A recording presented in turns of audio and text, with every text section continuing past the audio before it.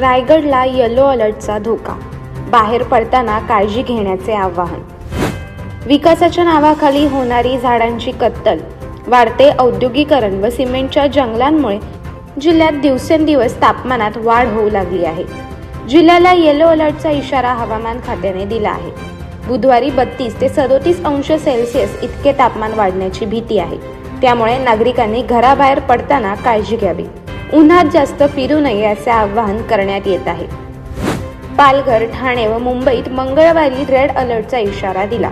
त्यामुळे दिवसभर या भागातील नागरिकांना कडक उन्हाचे चटके जाणवत होते.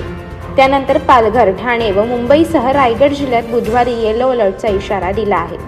शेतकऱ्यांनी शेतावरील कामे सकाळी 10 वाजेपर्यंत आटपून घ्यावीत. सतत पाणी प्यावे अशा सूचना आरोग्य विभागाकडून देण्यात आल्या आहेत.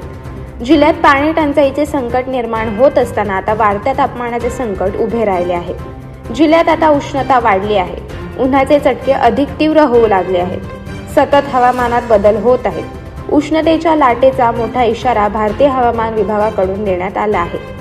मार्च महिन्याच्या सुरुवातीपासूनच तापमानात वाढ होत आहे.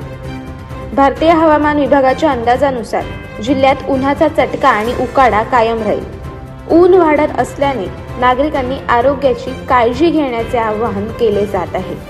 शक्यतो दुपारच्या वेळी घराच्या बाहेर पडणे टाळा असे सांगितले जात आहे. अशाच अनेक घटना आणि बातम्या जाणून घेण्यासाठी सबस्क्राईब करा आमचं YouTube चॅनल KV न्यूज आणि इन्स्टा पेज कृषीवल न्यूजला फॉलो करा.